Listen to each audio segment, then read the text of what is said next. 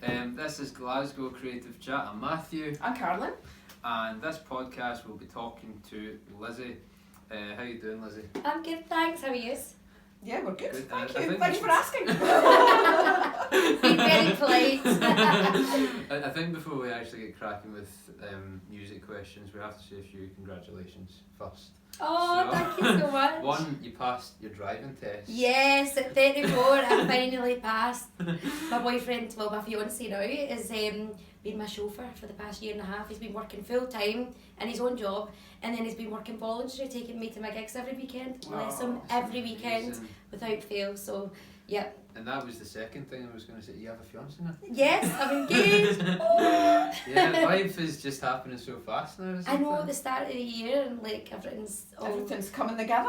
Kind of is that first chapter where it's like the big opening and all the big things happen and all at like, once. that kind of adrenaline carries you through the rest of the year. Desperate to pass my driving test, you know, that way I picked it up. And See, for a woman in particular, it's real freedom. Mm-hmm. You can do whatever you want and you don't have to depend on somebody to carry all the shopping. And see, I'm like an independent woman, right? That's the only thing that I wasn't independent about, and I hated that. I'm like, I need to pass my driving. It makes such a difference, it really does. And And you're just so much safer as well, you know. It's definitely, rather than relying on public transport all the time because things get cancelled all and the the weather. time. Yeah. Unbelievable. Yeah. So yes, I'm out in the roads. Beware, everybody. Did you pass first time? Second time, so I passed my theory second time and my driving second time. But they do say I the was the best same. drivers pass the second time. The first time I was like so nervous. I'm like this, and now you get that voice in your head. It was just going round and round, but it was louder than the car. Like, oh, it was Imagine just terrible. randomly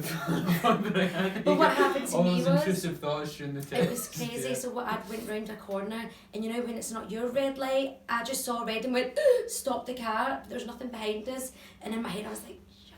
I know I've failed, but I've got to keep going on. But I was like, you know what, I was just overcautious. Everything stood out, like red lights, Well, people, I was like, everything. So, but I'm past now and I'm safe. That is actually the best way you can fail though, by being too cautious. I think that's what I failed happened with within me. 30 seconds with my first test. I went straight through on, do you know, at the Aldi over there, I don't know if you know where to that. No, I don't really know But you that. know, there's the Aldi, so there's the left turn. I went straight through. Ah. I failed within seconds. Well, I done alright. I think I was about 30 minutes into my test before that. That's good. Failed. And you found the theory okay as well? Yeah, surprisingly, I just thought, see, because I've not learned anything in a long time, and I hadn't sat down to study anything in a long time. It was stressing me out, but I got there in the end. You do get some really funny questions, and it's like, you have crashed into water. What is your next course of action? I'm like, And some of them, no. like, they're common sense, but it's something I don't have a lot of. So I'm like, I don't know. That's and when fine. you know nothing about cars, because obviously I was still at the start of my driving, you know nothing about the roads and stuff. So it's like learning to drive helped my theory. But yeah, I'm glad it's all out the way now. And now you can just enjoy being a fully independent singer. Exactly, and I can take myself to my gigs. Exactly. Yeah. So, you're a singer. You're very popular on social media, TikTok and Instagram. We'll get to more of that. Very but- popular. Oh. I get some people that like my stuff, yes. Yeah. So, where did we meet?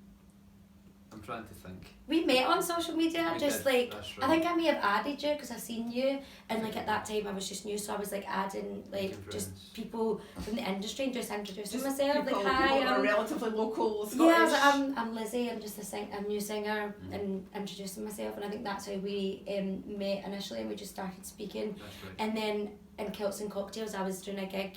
You were singing with Angel Angel Wolf, before yeah. me. They were doing a brunch, and then I was the singer on after. So And I was also like High taking some Spirits as videos. well. I noticed you a lot in there in the Yeah. Falkirk scene. Yeah. Um, That's where I get a majority of my gigs is Falkirk, and a lot of my followers are from there as well. yeah, you're very, very. It's a active random there. one, isn't Popular it? in Falkirk. Yeah, Falkirk! Yeah. So we were actually just talking before the cameras and stuff came on, and you were talking about your life. You have a lot of life experience, and Yeah. then you started music quite late on. Yeah, I did. So it's quite inspiring actually, because you're a testament to like you don't have to do everything in your 20s. No, definitely not. Well, when I started singing, I studied musical theatre when I was 17. I did a year of performing arts and then 2 years musical theatre. And to be honest, I wasn't in the right headspace. We were partying all the time. I barely had a voice half of the days. You know what it's like at college. Like, it was just mental. And then I knew I always wanted to sing. And then I got a job. And then I said, right, I'm going to get back into my singing. So I was about 23, 24. And I did a few of the pubs and stuff. And it just wasn't the right time. I still wanted to go out drinking at the weekends. I wanted to do so much, and I didn't really quite know what I wanted to do, even though I knew I wanted to sing. Yeah. So I left it, and I went to London. I've lived in Australia. I've lived in Bristol. I've just like kind of lived in a lot of different places. Travelled, been to like Vietnam and all these other places, Thailand and stuff like that, Bali. So I did do a lot of travelling. I felt like that's what Were made you me... always singing when you were doing that? No. So I was just like working. I was doing bits of modelling, I was doing bar work, things like that, just all different jobs.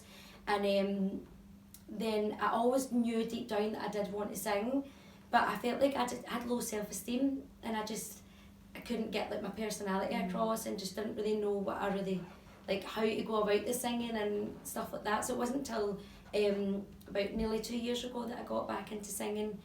It was just after lockdowns and everything, and I was like, I really want to do this. And I bought myself some gear, and I was like, I don't really know what to do with it, because like I had no idea. Like I'd sang previously, but people had brought the stuff and I'd just turned up. So when I was singing before, it was with an agency who were a charity organisation.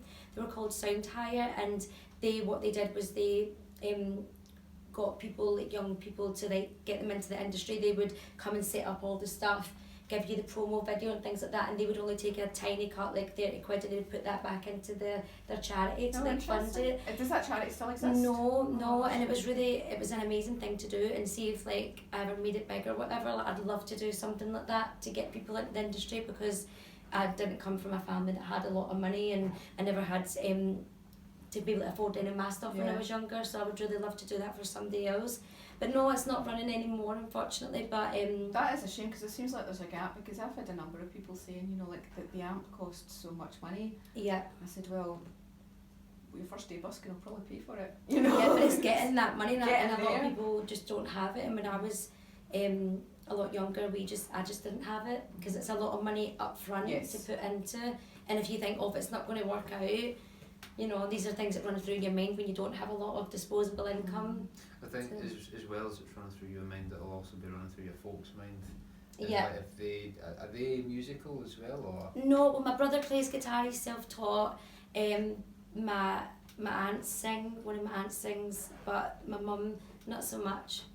I guess because it's like if you have people around you that are naturally all creative, even if they're not working on it, they'll be like, yeah, go for it, because they'll understand that fire. But if you're coming with folk, you know, like we are kind of working class families and stuff, they didn't really do that, so they're just trying to be good parents and say, well, this is stable kind of thing.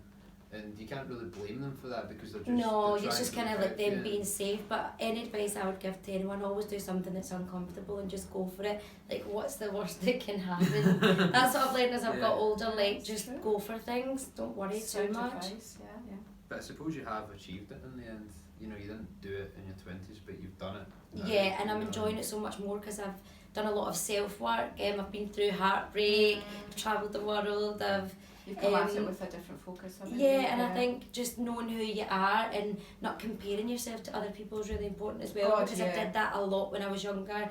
But that's your self-esteem issues, that's the self-esteem. You need to sort them out before I think you want to put yourself into any career or go for anything. You need to sort out your own issues, especially self-esteem. Don't get me wrong, sometimes I don't feel confident, especially when as women have our time in the month. You don't feel like you, and you're looking at everything, you're like, oh, I don't like this. But we have those days, even when you've got good self-esteem, that's just normal. But when it holds you back and you're obsessing over it, like your appearance and things like that, that's when you need to do the work, or you'll just not be successful in anything. I guess the social media doesn't help that, because, I mean, younger people often are addicted to the social media and what other people think of them, and whether they're getting likes and follows. And I think as well, if you think of it through a sense of, if you follow people who make you feel good, then you won't have that problem. So I don't think it's social media that is the actual problem. It's the people we choose to follow, people who we choose to idolise, rather than the platform. You're not going to get like obviously you get people commenting hate stuff, and that's just people who are really low themselves, who aren't doing anything in their life. That's they right. don't have the courage to do their dreams, and they're just sat behind a screen normally from a account with no picture. And I've been called fat, ugly, can't sing, all these things, but I just think to myself, I feel sorry for you. Yeah. Depending on the day, sometimes I'm like, oh my god, like I'll say something, but it's not bad, it's more like I feel sorry for you kind of thing. Sometimes I just laugh, and like even me and my boyfriend look at them and I'm like, oh my god, that's terrible. Somebody told me to like die and something like that, and I was like, wow. It's a bit harsh if you I don't know, like the song. and I'm laughing about it now because I just think, I'm still laughing then because I think, wow, somebody's that like low in themselves. Like I would never dream of saying that to anyone. Like There's certainly never say it in real life yet. Exactly, and people think because it's online or when you put yourself out there, you deserve to be told the truth, what they think's the truth. Have you ever had that in the Buskers page, like death threats? I've never had death threats myself, but there's been some pretty nasty comments. You know, a lot of the time, like you'll look at the profile and you'll see there's no profile picture, or it's clearly a fake account. You know, where somebody's got 2 followers or something like that. Yeah. And you just know that it's an account they've set up to troll people. And I just block that. It's just so sad, isn't it? Yeah, like exactly. They're just not doing anything that they want to do, and I just do really feel sorry for these people. I think do you know Bobby Dazzler, powered by Bants and Plants? She's been on the page a few times. Oh, I've heard. I think I've seen. It's the plants I recognise the Yeah, name. powered by Bants and Plants. That's She'll take a hate comment and just go to town on them, absolutely rip them a new one and make fun of them, and I think that's hysterical. It's like you put yourself out there with a hate comment, you're going to get it. See, as funny as it is to see that in isolation, see if you two were to do that, like you could only do that for so long because people, there's just so many. I'm not saying you I get know, they I'm are. not saying it's filled with that, but like you can kind of be consumed by that and it becomes a battle, and I think if you platform them, they're just more likely to do it more. And I feel like that's why looking after your mental health is so important, because if you say a comment to someone who's like me, I'm very sure of myself, I'm happy, I'm working towards my goals, and I'm genuinely a happy person, but if you like say a comment to someone who's very down and like not sure of themselves, they're upset about a few things, their mental health's really low, then the same comment could just tip them over the edge. So I feel like when you're in this sort of industry, and in any industry that involves social media and putting yourself out there, you kind of really need to make sure that you're always looking after your mental health, like reading books, knowing who you are, like what sets your emotions off, like things like that. These are all just really, really important, especially with social media. Like, it can be a bad place, but it's also one of the best places for showcasing your talent. How do people find you? I mean, like we were talking about this a couple of weeks ago, weren't we? About how do people used to find folk for their weddings and their props. It was all agencies, wasn't it? Agencies and managers, exactly. I'm not represented by anyone, and I'm more or less booked every single weekend, and that's just through my social media and friends. Like when I first started gigging about a year and a half ago, I was on a singers page on Facebook. It connects venues and singers together, and I was taking on everyone's cancellation. So anyone that was needing a gig, I was putting my video going, I'm available, every cancellation I took, and then that venue would be like, oh, we'll have you back. So then I was adding them all like to they become your network, and so then you know so many people. And another trick that I do as well, I keep my diary for every year, because sometimes I'll only do a wee gig once, and then I'll go back to it when I'm doing my next year's. I'll send them a wee message like, oh, I sang in your pub this one time. Have you got anything available? Would you like to book any dates for next year? So it's a good way to reconnect with old venues that you've maybe only gigged in once and really enjoyed it. And they've maybe just forgotten about you because you're not at the front of their mind. And but because you send a message and you go, and when you were on a cancellation, they've got their acts booked throughout the year, but they got you in, they've probably say, oh, we'll get her again, but forgot, because then they've got their acts. So it's just good to keep track of all the venues that you sing in, and then you can be like, oh, I didn't really enjoy that one as much, I'm going to go back there. Or it's not really my vibe, or things like that. I don't really have that with any venues, really. Like, I love everyone that I've kind of done. So good. yeah. Do you know one of the cool things about especially a TikTok is that you always make a pre-video of like, oh, I'm going here tonight, I like this venue, you know, if you're here. That's a really good idea. And I always like, oh, I've just get my wee dress, my comfy dress. I like to tell everybody what I'm wearing, because it's just a thing that we all do now, because someone will be like, oh, where did you get that from, or whatever, and it's just a wee habit of mine, like I say where I'm going, but I need to start like putting like a pinned post. I did it in December where all my gigs are going to be for the month, and then each night I'll be reminding people, because a lot of people are like, oh, I would have came but I've got this on if I'd have known. So in my mind I need to remember, put a pinned post of all your gigs where you're going to be, and if anything's added in last minute then just like update it. People do need to make a plan. We've got a lot of things to do in our lives. Yeah, that's it. And people are like, oh, I really want to necessary. come and see you, but you're already on your way and I didn't know you were going to be there. So that was one thing that I took on note for this year. And I think just doing a wee pre-gig video showing where you're going is good, because people get to know your personality as well. That's the thing, I think you always remember to have the human element, which a lot of people can forget to have. You can be so, oh, I need to get this, and it's something I'm not actually very good at myself. I'll just put the gig up and be like, this was a gig, one of the gigs of all time, you know what I mean? But you always have that, this was really good kind of thing, and it's just nice to have that, because it's obviously one of the reasons, that human element, why you've got so many people. And I think because like I have a separate TikTok for my singing, and it's for like collaborations with brands. I do like, they send me outfits, so I get quite a lot of my like this was from Public Desires. They send me a lot of my stuff just for taking like videos and posting it on my page, and some are paid as well. So I think with doing that, practice being on videos all the time, it's helped me with talking to my followers on my singing page, because sometimes people might struggle with that. So if anybody's like wanting to do a TikTok and they want to put their gig like videos up, but they also want to show their personality, just practice taking loads of videos, because it can be daunting when you're, hi, my name's, or when you're saying, hi, I'm just off so here. Awkward, right? You just, the more you do it, the less awkward it becomes. And like some of my friends go, why are you talking like that? And I'm like, it's my influential voice, it's my phone voice in a video. This is a TikTok personality. It's hard trying to get that, you're not too over exaggerating, but you're still being yourself, but it's hard trying to get that. Polite. There's nothing wrong with being polite, definitely. And I think some people, like, we all have different personalities too. Like, I talk to my mum different to I talk to my friends. I talk to my partner different to the way I talk to, like, venues and brides that I'm speaking to. Some brides are a bit more, when I do weddings, they're a bit more like more polite, so I act a bit more like that. You kind of match their energy. Yeah, match their vibe. It's not like being false, it's just kind of, I don't know how to explain it. It's fitting in because I get on with so many different people. Like if I didn't, then I'd probably just stick to the sort of type of person that I do get on with, but I gel with most everyone. That's really good. That is very good advice, yeah. So when did you, what's your genre, because you told us about when you started gigging, but what's your genre, what would you say that you... See, this is a tricky one. My favourite, I love like 70s and 80s, like all the older stuff, but I do love country as well, and then I like doing like dance music, so I kind of just play to the venue when I go. So if I'm in, you find out what their vibe is. If I do a social club, then it's a lot more older stuff thrown in with like maybe like a bit of Stereophonics or Kings of Leon and like George Ezra's, like popular songs that younger ones and older ones like, but more so all the like 60s, 70s, 80s for the social clubs. And then if I'm doing like a sports bar, I'll do a lot of like indie and just kind of match it to the venue really. So that's why I have quite a wide repertoire, and I enjoy rock music. I love singing rock. I enjoy singing country. I enjoy singing dance. Somebody asked me one time, what's your favourite song to sing, and I'm like, I don't actually have one at the minute. I don't know, because I sing you've got that a favourite in every genre that you probably like. Yeah. So it's kind of a difficult one when people ask that.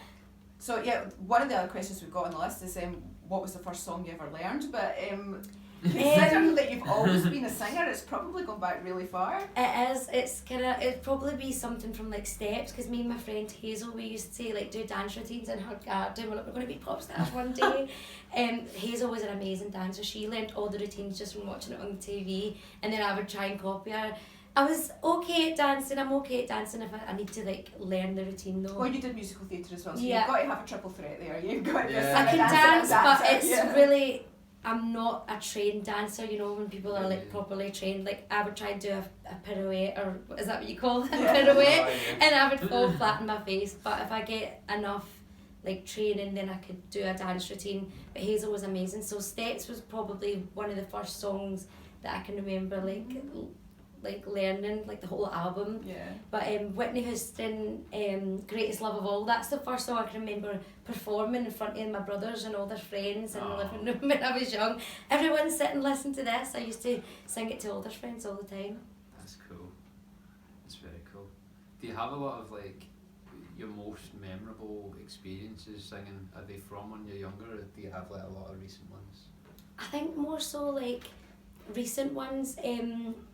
Like I remember at a family party, like my Aunt Michelle, she's got a friend Eleanor, and her aunt lives in a really big house up in Airdrie. And when I was younger, I remember singing Shania Twain, Man I Feel Like a Woman, but I got dressed up with like a black dress with a white shirt and everything, and they gave me a hat, and I was down singing it on the karaoke. Cool. And I threw the hat and everyone was putting money in it, and I was like, oh my god, going home. My mum was like, you can buy me a packet of fags in the morning. Because I went home with like quite a lot of money. That's cool. That I was like, this would be a cool job at that moment in time when I was younger. I always remember thinking that. That's very cool, yeah. And that always has to be a young to that young. Have you ever had any like experience you're like, oh no, what was that kind of thing? Whether that was a performance you weren't happy with, or was it like a scenario where you're like, okay, I need to navigate this? Oh, just see when I was starting out working my own system, people can only show you so much. So on my gigs, I'm like troubleshooting, like this isn't working, but it was just a switch that wasn't switched on. But when you're that nervous about the singing part, was not the problem. It was setting up my own stuff. And my partner, bless him, like he was just like, is it on? Like, where does this go? Like a plug. He didn't even know where the socket went, so he was as good as nobody there. I have nothing but sympathy for you in that, because do you know, like even the venue High Spirits, like that was always a nightmare. To get in when it's that little space and then everyone's drunk and dancing. I thought I would see when I did my first gig there, I was like, surely I'm in the wrong venue, because everyone's dancing about to rave music, and then I was going on to like sing some of the colours and whatever else I was going to sing that night. So I was like, oh my god. Am I in the right place? Aye, that's what I thought. Yeah, it's a good but venue. It was good when I got up there. It's a great venue, but like just what enjoyed it. It's like when everyone is so packed in there. And yeah, then because it's like, a really when are busy you gonna venue. start? When are you gonna start? And you're like, oh! I'm in this wee corner. I remember the first time, it was so funny. They had the DJ booth on the stage, but I didn't know I was supposed to get that moved off. So I'm doing my first gig, standing behind the DJ booth singing. So it was like I was a DJ and singer. But all you can see was my head. It was hilarious. And my friend Lorraine, she came in. She was like, because I was like, you need to come and help me with the sound in here. I don't know what I'm doing. She came in. She went, what are you doing up there? It was just my wee head. And I was like, I don't know. I was kind of just hiding. So there is a lot of funny ones that when you're just starting out and then you turn the thing on and the mic's like, you're blowing everybody's ears off. I've done that. I've done that a few times. I'm like, oh, sorry guys, blowing your ears off and I'm not even starting to. They're going behind me, oh my god, she's going to be rubbish. My boyfriend gets more, my fiance now, he gets more panicky than me when I first started gigging. I'm more like, what's the worst that can happen? I do rubbish and I don't come back. He's like, oh my god, what if this happens and it doesn't work? Like he puts all these scenarios and I'm like, calm down, think it was your job. He gets more stressed out than me, but he's more relaxed now because I kind of know what I'm doing. Yeah, it's more of a routine now, yeah. But see, when something goes wrong, like if something isn't working, that's when I would still panic a little bit because I haven't had many of the things pop up, and I'm not a sound engineer by no means. But I'll just phone like Joe Hickey, I'll message him, can you help me? Or like some people like I can message and ask them, but there's Gary as well. He's a good guy. He helps me out anytime I do a gig. I think I would like to invest actually in maybe getting someone to teach me things if they do go wrong, and go through like a step-to-step process and how to like I sound check sometimes, but when I go to gigs and everybody's already in there, you can't really sound check. You kind of need to do it as I'm going because the venue's so packed and like you don't want to be walking around, so I just kind of wing it and just turn it on. And but really it's better if a venue is a bit empty, then you can go around and do a proper sound. You just don't always have that luxury though. No. I mean, like, say especially if you have like 2 gigs in a day or something. Yeah. And they're quite close to each other. Like yesterday, It's just hard to do. Like you can prepare for the first gig and then you go to the second gig and it's like you just don't have that kind of time. And what I do is just do it while I'm kind of going. And some songs are louder than others. Like some dance songs are more bassy.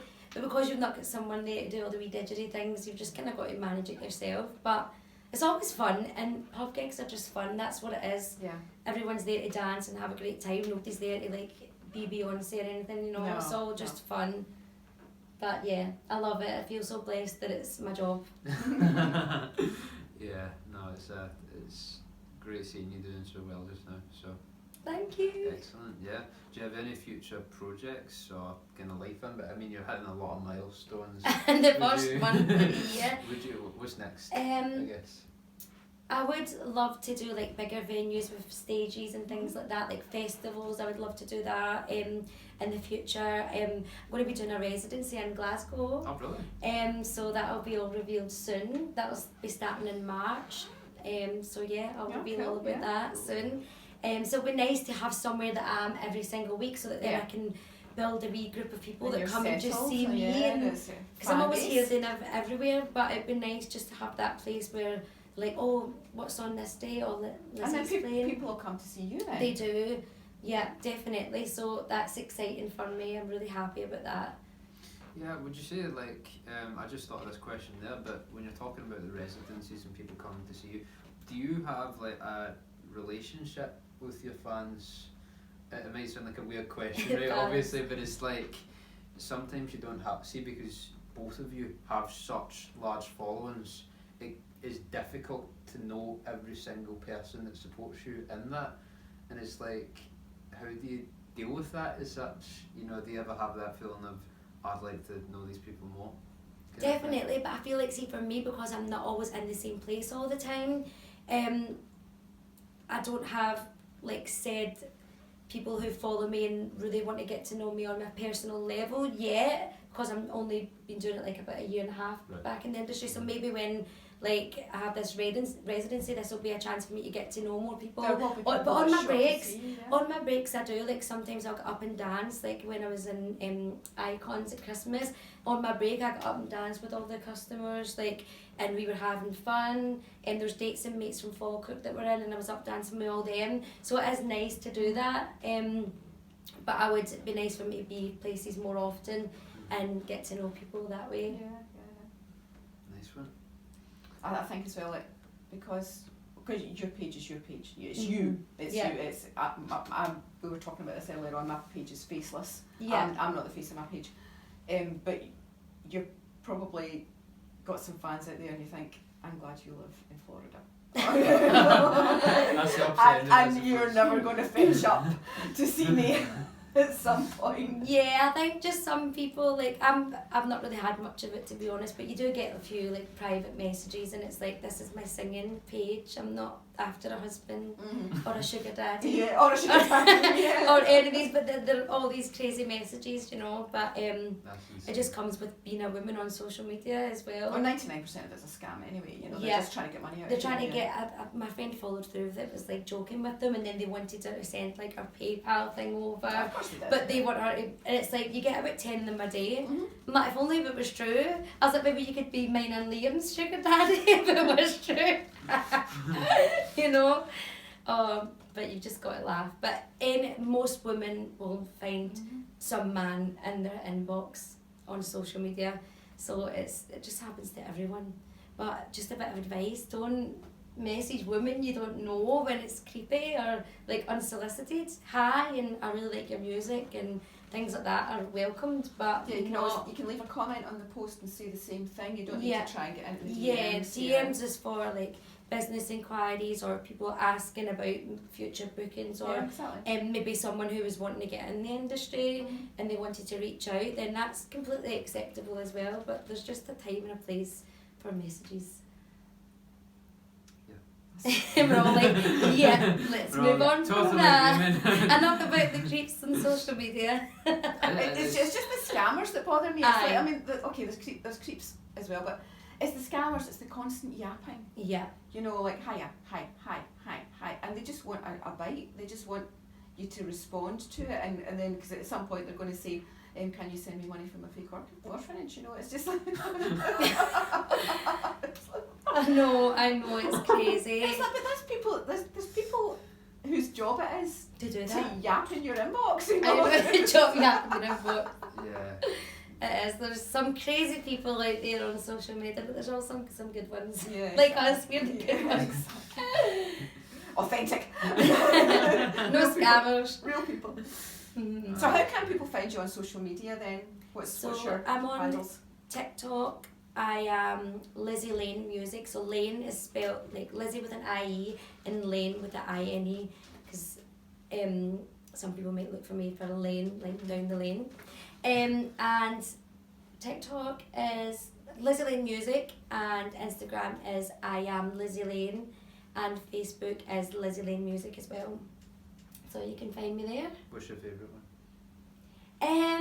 TikTok, I think, just because you get more interaction and you get more views, so you know, like, more people are seeing your stuff. TikTok's the Wild West, isn't it? You know, like you put something up there and it could go crazy or nothing. Yeah. And you could put the same thing on Instagram and it would do. It's weird, like each different platform. I feel like Facebook, I get a lot of inquiries from it, and my Instagram too, but then TikTok, people will go from my TikTok to my Instagram and message me on there. I think just different, you better be on all three, because there's just different people on there. That's right. Everyone thinks that the older generation is on Facebook, but Liam's grand's on TikTok, my mum's on TikTok. They sit on it for hours. So TikTok is not just for the younger generation. It works both ways, because I love Facebook. But I too love Facebook as well. Like, that's my favourite one. I just love social media. Like, it's the most formal, I think. I just think Snapchat is the worst. I hate Snapchat. I've not had that for years. It's for kids. And it's for stalkers. I don't have Snapchat. I don't have it either. It's not something I've used for a very long time. When I used to drink and party all the time, I would look at it like, oh my god, thank god that's away in 24 hours. It's literally, Snapchat is just for people flexing on nights out. I think you can see a lot of that on Instagram as well, but at least you can use it as content. When I was doing a gig, some guy said, what's your Snapchat? And I was like, oh my god, you did not just ask me for my Snapchat. Even if I was single, that would not be the way to go about it, not asking women for their Snapchats. People do that still, rather than saying, can I have your phone number, or, you know, but Snapchat is like, wow. I hate the app. No. Angel was there that day, she was working in Kilts and Cocktails, and the guy was at Snapchat, and I was like, oh my god, she was laughing as well, honestly. Angel's a good laugh. It's not the way to go about getting a date, guys. No. Snapchat, no chance. No. Yeah, well, Snapchat.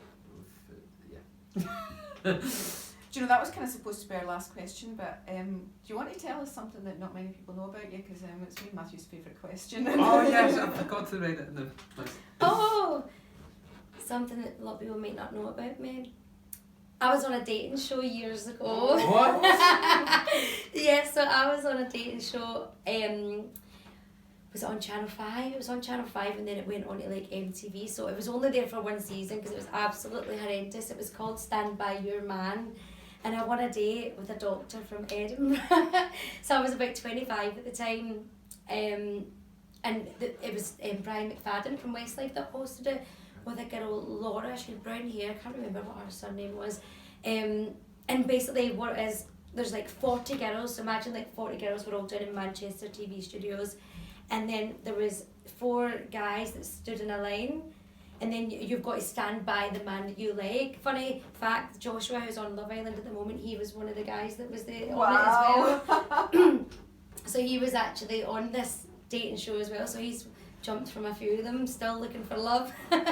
But so the queue that I was in, it was really long, and it was for a guy, I can't remember his name, was it David? He was a doctor from Edinburgh, and then you all stand in a line, so you're all just sitting there waiting for the guy to come and pick. It was so bizarre. So they would all stand on a podium, tell a bit about themselves, and each time they were saying something, all the girls would move into the line of the guy they liked. Then they finished, and the guy with the most girls in the line chose the date. So I'm just standing there, and then David comes up to me and puts his hand out, and I'm going, you're the one? Yeah. And we went to, obviously when a TV show, like when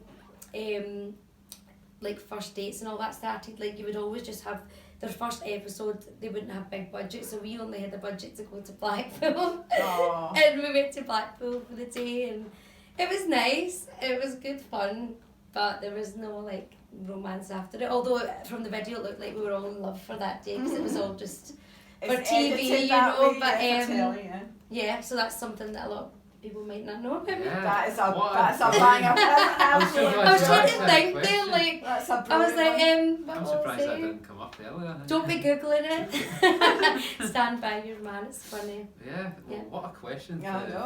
I'm so yeah. glad I've pushed it in at the I end. can't believe I didn't put it in the sheet. I should have done that, but yeah, the more you know.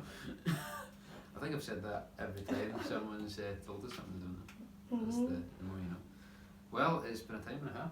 I know, it's been so fun. No, honestly, it was so nice to meet you. I know you, but it was so nice to meet you. I followed your page for ages. Have you really? Oh, I have. I followed it for ages, and I'm like, I really want to go busking one day. I really want to do it. I want to try it, and then I'm like, something inside me like, I'm too scared. But you know what? I love doing things that scare me, so I'm definitely going to do it at some point this year. Maybe when the weather picks up a wee bit. Oh because yes, wait for the weather to pick up. I'm not a big fan of the cold. And bring your fiancé with you. Because there's a lot of bams and junkies out there. Oh god. He would just be like, I'm not doing it. Well, bring somebody else. Bring somebody, aye, definitely. Yeah, even if you... Even another singer that wants to try doing it. Yeah, exactly. Mum, cousin, anybody, just bring somebody else, you get a little bit backup. It's definitely something that I want to do. I love doing things that scare me. So you might see me out in the streets. Well, singing if you are, then let me know, because I like to make a plan. I will do. I will do. Brilliant. Well, thank you everyone for watching, and we'll see you next time. What are the cameras saying?